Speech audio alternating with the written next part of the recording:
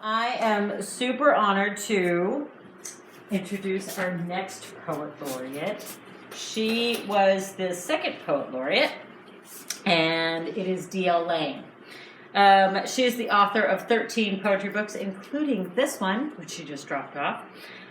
Most recently, this Festival of Dreams. She served as Poet Laureate of Vallejo, California from 2017 to 2019. Her poems have been transformed into songs, Jewish liturgy, and used to advocate for peace and justice. Her poetry has been published in dozens of anthologies worldwide. Lang has performed hundreds of times at political demonstrations, festivals, fairs, and literary events around the San Francisco Bay Area. Find her online at poetryebook.com. And now we're honored to have D.L. perform here. This is the first time, right? Yeah. That's crazy. So everybody put your snaps together for D.L. Lang.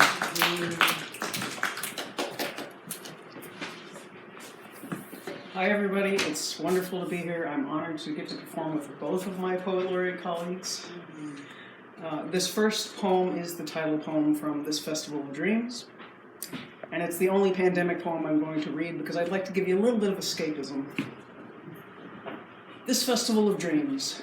While the months seem like years, and the pillars of tradition fall all around us, some things remain constant. As the wind takes her morning jog, gently kissing evergreen treetops, whose silhouettes sway to eternal rhythms. A marching band of birdsong leads the way, softly serenading the sunrise, each note vibrating into the horizon, calling out the renewal of a brand new day. I try to remember how it used to be, before time erases all normalcy. We used to hug one another, as if a mere hello could never be enough. We used to dance together, lost among the ecstasy of a song. We used to sing together, with voices reaching for the stars. These memories seep into my dreams, cradling me with their soft lull of reassurance. As if I had just come home from an old haunt, dipping into the refreshing wellspring of the heart. I awake to find the ghost of lost connection sitting at my kitchen table, beckoning me to reach deep into my memory for sustenance, until community can safely rise again, and we can fall into the warmth of her arms.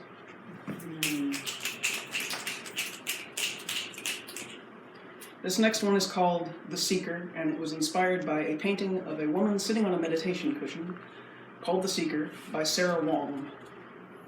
She sits on a pillow of joy. A bell chimes. Its vibration reverberates around the room, and the walls melt into light. She travels the world in her mind's eye on the wings of a mantra. Her soul floats free, mingling with the divine. The warm embrace of love surrounds her, deepening with every powerful breath. She feels connected, knowing we are all one, sending love to all beings, drinking in sweet serenity, enveloped by peace, clad in contented smile, her spirit kissed by clarity. Slowly, gently, her eyes open, her soul is renewed, recharged, ready.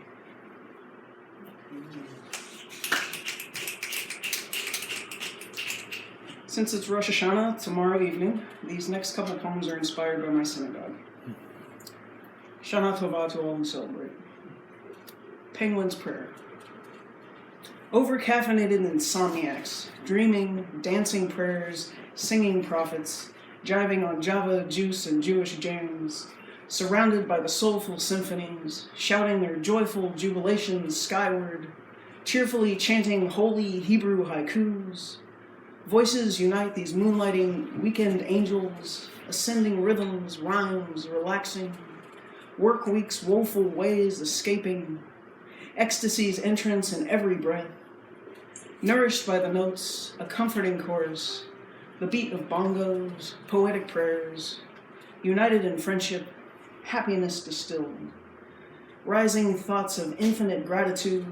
Pain dare not penetrate these happy, holy hangovers, holding on to these fleeting moments of heaven, abundant sparks shimmering to the surface of our souls. Beautiful. This next one is called Heaven is Portable, and it was surrounded by being at outdoor services and hearing a hummingbird singing along with us. I want to sing as freely as the birds whose prayers float softly on the wind.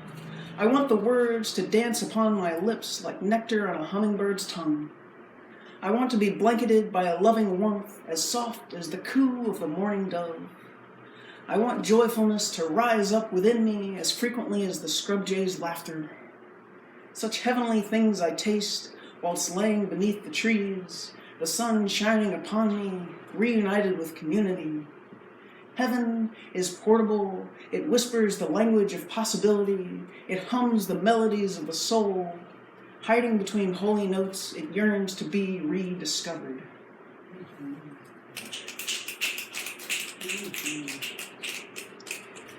This next one's called Ingredients, and I wrote it to remind myself of how to kill writer's block.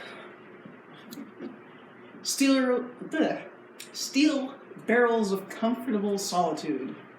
Ignite the freedom to wander this planet. Sprinkle in joyous moments of friendship. Stir in boundless curiosity. Eat the stars. Passionately hug a redwood tree. Ingest books. Drink only the finest articles. Breathe in music. Dress thyself lyrically. Dance yourself into ecstatic oblivion. Have staring contests with flowers. Follow thy muse across the universe. Stay up until the orange flame of dawn. Try to nap, suckling on clouds. Listen, explode in experience with joyous abandon. Thy muse shall whisper and scream between cracks of light at midnight, if only you provide the space to breathe as you ride this whirligig of existence. You must only transcribe the symphony that tap dances upon the winds of time.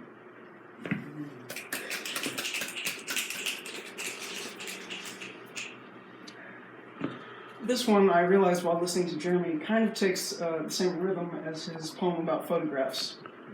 It's called I Art, Therefore I Art. I am here due to serendipity. Life's funny consequences. Because my parents fell in love across a language barrier. Because my father had to write his congressman to fight immigration quotas that would have kept us out. Because my dad was a storyteller. Because my school teachers talked me out of being an international spy and talked me into being a writer. Because my best friend became my writing partner and we enrobed ourselves in our characters. Because I couldn't write song lyrics and be a fiddler like my grandfather. Because I admired the performers of the past, from vaudeville to rock and roll to beatniks to folk singers. Because I wanted to embody the qualities of my heroes. Because I am Jack Reed's cousin, but I can only be me. Because I was a quiet soul who found she had a lot to say. The chef has finished memorizing recipes and is finally ready to cook. Because I stopped listening to the naysayer chorus who told me that it just couldn't be done. Because I listened to artists older than me who poured fuel on my dying spark. Because these angels serenaded me. Their notes were the feathers that sewed the wings upon my back. Because, of course, I wasn't sure, but I wouldn't give up. I couldn't give up. Because I wanted them to be proud of me. Because, for once, I wanted to be proud of me. Because a fortune cookie twice told me, you will be a successful entertainer. Because I tried a dozen other things and failed miserably. Because my first passion was my last resort. Because a million small steps is what it takes to run this marathon. No, there is no finish line. But this is my happiness, my joy, my purpose, my fate. Because when other people believed in me, I started believing in myself as if, because of this and only this, I exist. What do you?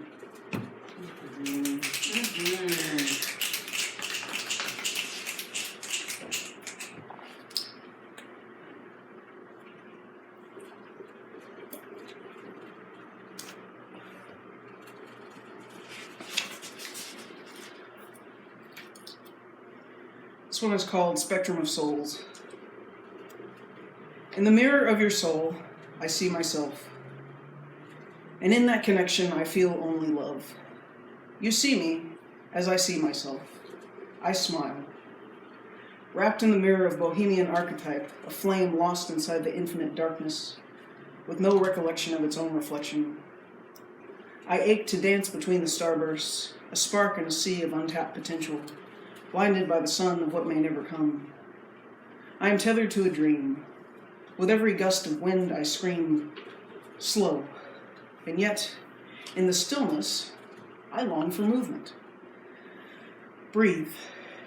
It is not jealousy, but loss that yearns to burn down these fences that hold us all back, to force the gears to turn around for love, before time buries us in the dust of regret. The longing becomes your companion, longing for lost selves left unfulfilled in a world that may never reach understanding. It is because we are alive that we strive, no matter the discomfort. There is little else. If this is not enough, it shall never be. In these sparkling moments of light, we are free. Set your dreams aflame, for they are meant to be. This next one is loosely based on my first trip to California back in 2004. I took a Greyhound bus from Oklahoma City to Vallejo. It's called California Dreamin'. When I first dreamed of California, I was only a small child of 7, searching for a slice of heaven. When I first set foot upon her soul, I had grown to 21. Experienced culture shock at the pot leaf lays decorating the Needles bus station. I traveled along Old Mother 66 via a smelly, cramped Greyhound bus, listening to a 60s mixtape of folk rock traveling songs. We ate breakfast at a diner somewhere in the Southwest. My ticket from OKC to Vallejo I held very close to my chest, but I lost my luggage in Los Angeles. We roamed the campus at Berkeley, hung out in People's Park. I photographed Revolution books, then just a West Coast curiosity to a Southern college kid like me. I pilgrimaged to San Francisco to visit the poetry room at City Lights, buying my first taste of Ferlinghetti. We gazed in awe at the psychedelic hate as I posed to flash a peace sign halfway down the Golden Gate. We hit Stinson Beach to get some sun, visited Frank Lloyd Wright's Civic Center. I upchucked in front of Vallejo City Hall after drinking a pitcher on the waterfront. How funny now, looking back, how I did not know what these places would mean to me in the years to come.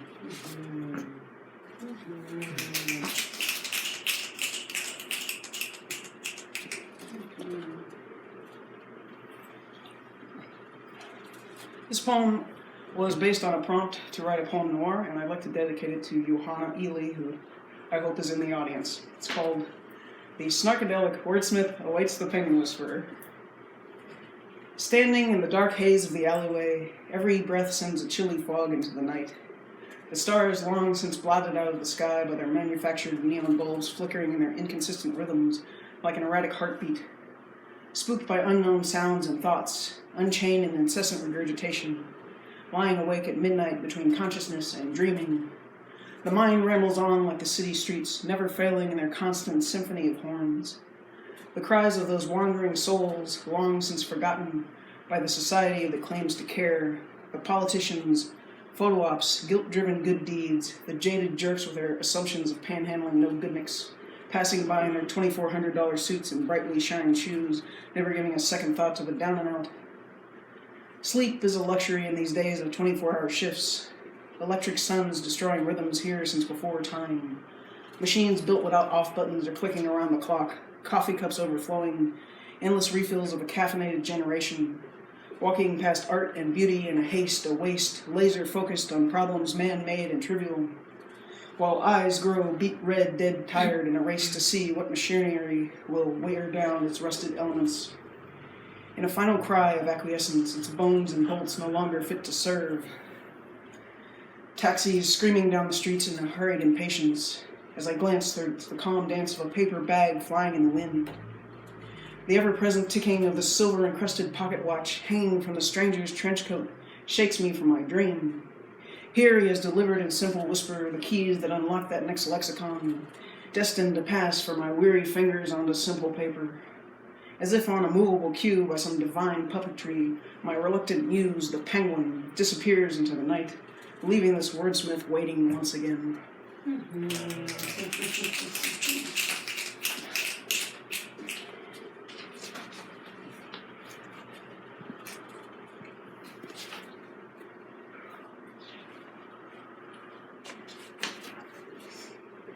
This next one is called Generations.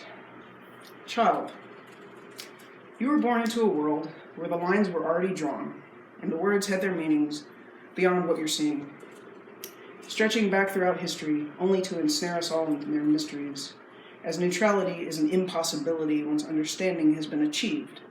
So choose carefully, for there is no other world in which you may exist. You must change this one.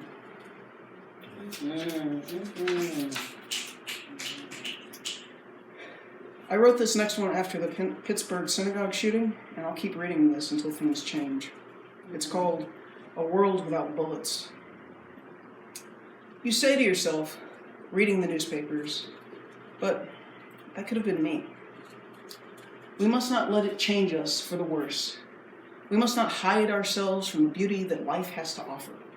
We must not allow fear to stop us from getting an education, worshiping in our sanctuaries, enjoying live music, watching films upon the big screen, dancing the night away, working at our professions, eating out at restaurants, hanging out at the local mall, competing at gaming conventions, or seeking medical treatment. We must continue to be defiant in the face of fear by enthusiastically participating in life. We must demand a world where it is safe for people to live their daily lives, a world where the weapons of war cannot be purchased at your local drugstore, a world where those with power cease to close their ears, ignoring all of our tears. Stop offering up empty words with the sight of an action while people continue to die.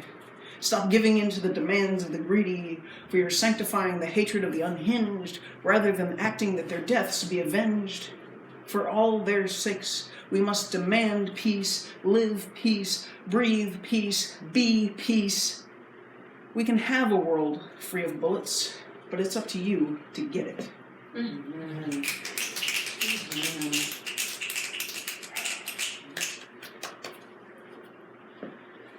Happy Labor Day weekend. This poem is inspired by Angela Sim's abstract painting called Finally Over, and it's called Labor Makes the World Go Round. Without workers, the world would bear no fruits. They rise before sunrise to greet the day with waffles, coffee, and orange juice. As the clock spins round, they toil and trudge. Their efforts light the fire that fuels a dream and the hope that one day it might finally be over. For through the workers' eyes, the truth is seen. Workers are the backbone of the world, holding all of society upon their backs. Without the spinning of labor's gears, this world would surely cease to turn. If they might all one day use their power, stand together and refuse to cower, cease creation for such low wages, it would be a strike built for the ages, just like in history's storied pages. And to those that came before we say, thank you on this Labor Day. For without the workers' sacrifice, who fought no matter what the price, we would not have as many rights. If every man would yearn to learn, her unjust systems would start to burn, and a better world could be formed, serving the entire rainbow of humanity. A world the workers have surely earned, a just world built for every heart and mind, that peaceful world we have yet to find.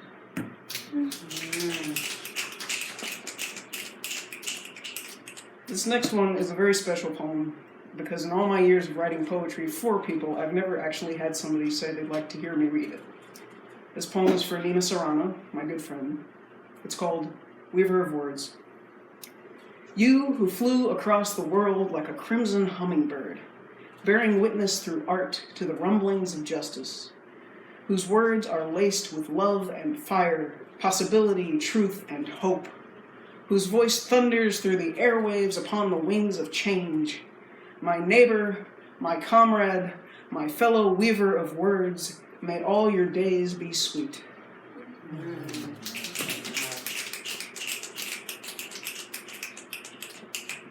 This next poem is in honor of Jack Hirschman, San Francisco's 4th Poet Laureate who passed away recently. I only met him once, back in 2015, but I am a fan of his work. The poem is called Red Poet.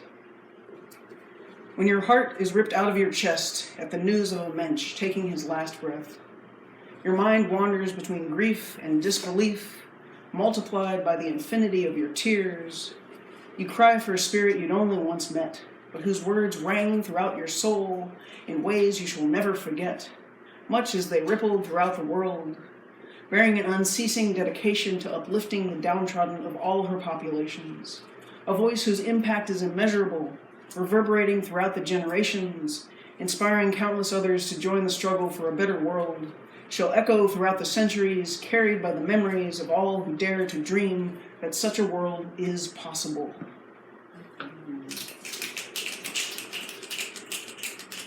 This next poem will be my last poem. Thank you so much to Alibi Bookshop for having us. I'd like to dedicate this to all of my fellow poets and writers out there. It's called I Devour Thy Words. I devour thy words.